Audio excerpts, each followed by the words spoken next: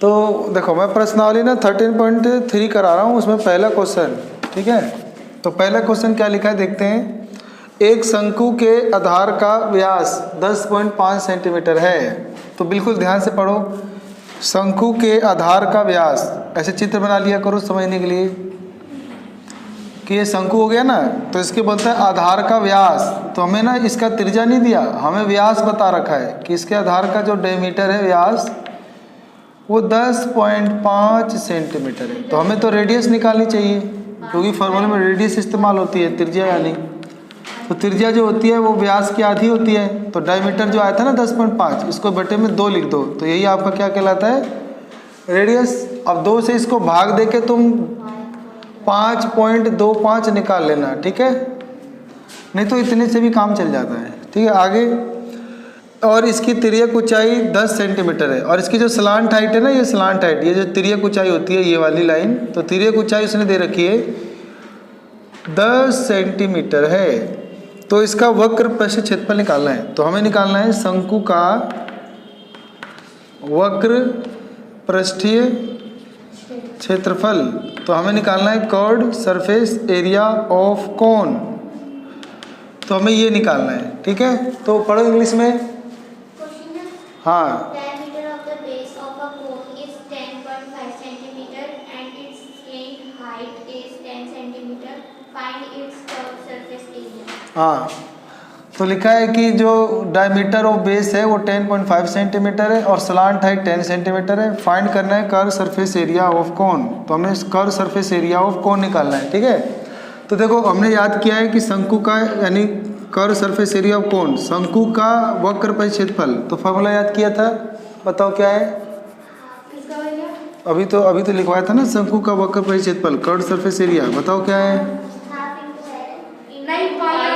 पाई R L है ना, तो बस निकाल दो पाई आर एल, तो आ जाएगा तुम्हारा कर्व सरफेस एरिया ऑफ कोन। और हिंदी में लिख लेना शंकु का वक्र पृष्ठ क्षेत्रफल।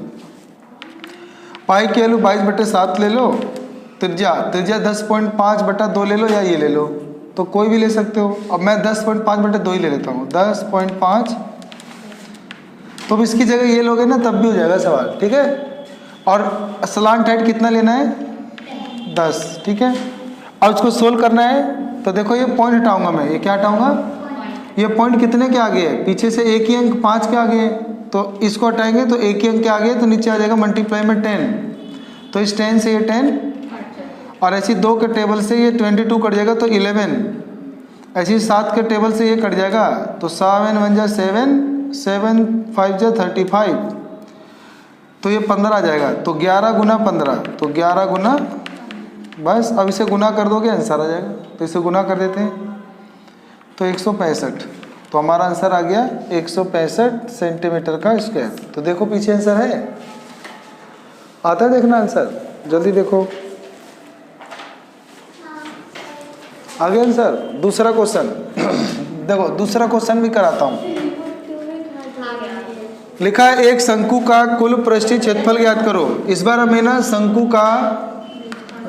शंकु का क्या निकालना है, कुल पृष्ठीय क्षेत्रफल, यानी इसको बोलते हैं total surface area of a cone. हमें कोन का टोटल सरफेस एरिया निकालना है। और जानकारी क्या दी हुई है, तो जानकारी में हमें दे रखा है स्लांट हाइट यानी तिर्यक ऊंचाई 21 मीटर और इसके आधार का व्यास डायमीटर 24 मीटर। तो रेडियस हो जाएगा 24/2, यानी कितना जाएगा 12 मीटर। आ गया ना। तो पढ़ो इंग्लिश में।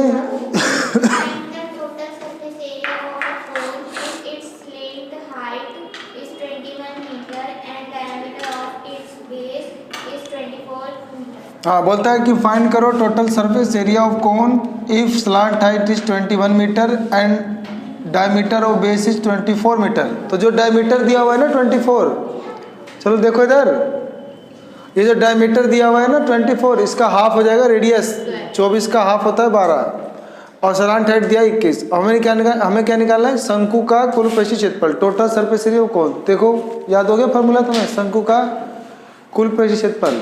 देख के बताओ कितने याद हुआ कि नहीं हुआ। Pi R bracket L plus R, ये फॉर्मूला होता है ना।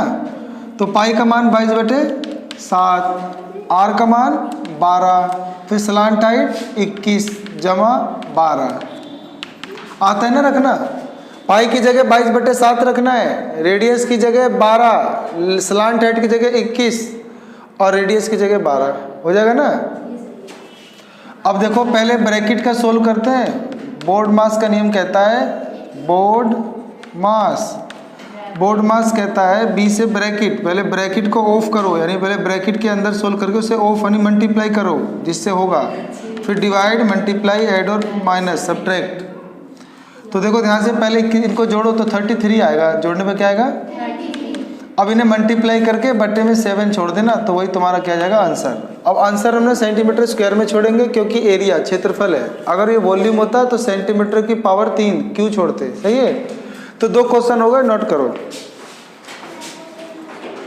चलो देखो क्वेश्चन नंबर मैं ना 3rd करा रहा हूँ, तो चलो 3rd पढ़ो आप इंग्लिश में।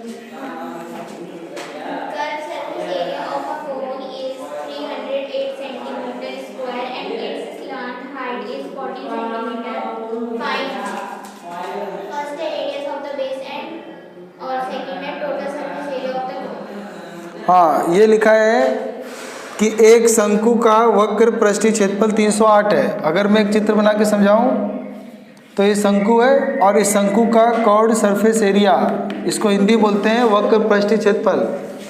तो वक्र पृष्ठीय क्षेत्रफल हमें 308 दिया हुआ है सेंटीमीटर स्क्वायर, और इसका स्लांट हाइट, तिर्यक ऊंचाई दी हुई है 14 सेंटीमीटर। और पहला पूछा है फाइंड करो आधार की त्रिज्या, रेडियस ऑफ बेस, यानी रेडियस निकालना है, इसके बेस का क्या निकालना है रेडियस। फिर दूसरे में पूछा है इसका टोटल सरफेस एरिया भी निकालो, फिर क्या निकालो इसका, यानी शंकु का कुल पृष्ठीय क्षेत्रफल भी निकालो। पढ़ लिया। हाँ ये कर्व्ड सरफेस एरिया दे रखा है, स्लांट हाइट दे रखा है, हमें एक रेडियस निकालना है, जब ये निकल जाएगा तो फिर टोटल सरफेस एरिया कुल पृष्ठीय क्षेत्रफल निकालना है।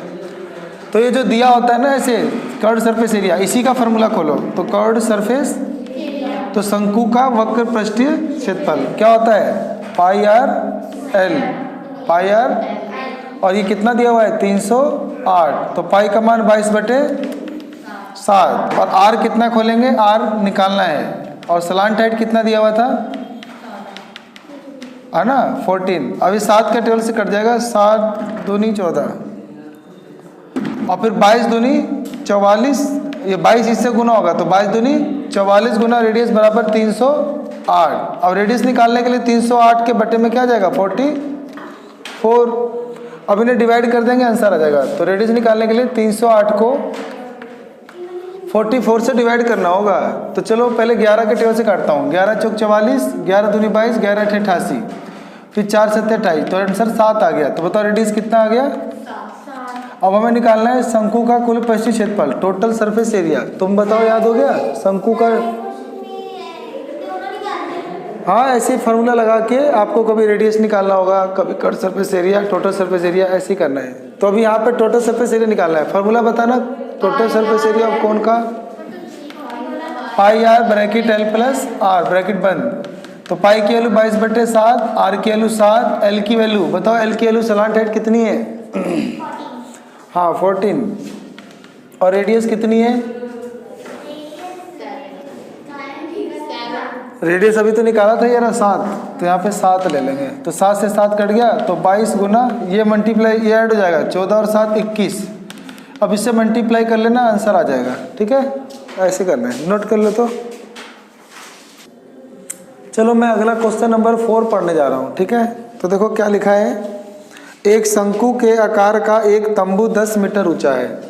एक ऐसे शंकु के आकार का तंबू है, तंबू समझते हो ना, ऐसे टेंट भी शंकु जैसे टेंट भी लगते हैं। तो शंकु के आकार का एक तंबू 10 मीटर ऊंचा है, तो इसकी ऊंचाई हो गई कितने मीटर 10। तो हमें पता चल गया ऊंचाई हो गई 10 मीटर। बोलता है इसके आधार की त्रिज्या 24 मीटर, तो आधार की त्रिज्या भी पता चल गई 24 मीटर। बोलता है ज्ञात कीजिए पहला, हमें पहला ज्ञात करना है तंबू की तिर्यक ऊंचाई, स्लांट हाइट एल बोलते हैं। ठीक है तो स्लांट हाइट मैंने तिर्यक ऊंचाई एल निकालना है। फिर बोलता है तंबू में लगे कैनवास की लागत ज्ञात कीजिए। फिर दूसरे में पूछा है जो तंबू में जो कैनवास लगा है, कैनवास होता है टेंट का कपड़ा, तो जो तंबू में जो कपड़ा लगा है उस कपड़े की लागत निकालनी है, कॉस्ट, तो हमें ये निकालनी है। और रेट दे रखा है कि जो कपड़ा था ना वो 1 मीटर स्क्वायर, उसका रेट था 70 रुपये। कितने रुपये था? यानी 1 मीटर स्क्वायर कपड़ा आता था 70 रुपये का। तो अगर हमें पता चल जाए कि इसके टेंट को बनाने के लिए कितना कपड़ा चाहिए, तो उस कपड़े का क्षेत्रफल पता करके उसको 70 रुपये से गुना कर देंगे। ठीक है। अब सोचो दिमाग से कि ऐसे तंबू बनाते हैं तो क्या फर्श पे भी कपड़ा बिछाते हैं? नहीं बिछाते, क्योंकि यहाँ तो हमें खाट चारपाई कुछ बिछानी होगी या बोरी बिछा के बैठेंगे। तो हमें इसमें सिर्फ कर्व्ड सरफेस एरिया ही निकालना है। यानी क्या निकालना है? तो जब हम कर्व्ड सरफेस एरिया निकालेंगे तो उसके लिए पाई और एल चाहिए, और एल हमारे पास है नहीं, तो पहले एल ही पूछा इसके लिए। ठीक है। तो एल निकालने का एक फार्मूला बताया था, याद है? √h का स्क्वायर प्लस इस फार्मूले से बताया था, स्लांट हाइट निकल जाती है। ठीक है। हाँ, पढ़ो इंग्लिश में एक बार 4th question. A conical tent is 10 meter high and the radius of its base is 24 meter. Find slant height of the tent, cost of the canvas required to make the tent. If the cost of 1 meter square canvas is ₹70. हाँ, ये बोल रहे हैं ना कि एक हमें tent बनाना है, उसकी हाइट है 10 मीटर और उसके बेस का रेडियस है 24 मीटर। बोलता है कि हमें इसकी स्लांट हाइट निकालनी है और इसको बनवाने में जो कैनवास का कॉस्ट निकालना है, और रेट दे रखा है कि 1 मीटर स्क्वायर का रेट है 70 रुपये। ठीक है। तो हम पहले स्लांट हाइट का फॉर्मूला लगा देंगे, ये वाला √h square plus r square. बताओ h कितना है? 10। तो यहाँ पे लिख देंगे 10 का, और रेडियस कितना है? 24 का स्क्वायर। तो 10 का स्क्वायर 100 हो जाएगा और 24 का स्क्वायर होता है 576। दोनों जुड़कर हो जाएगा 676। अब 676 का अगर तुम एलसीएम करोगे ना इसे,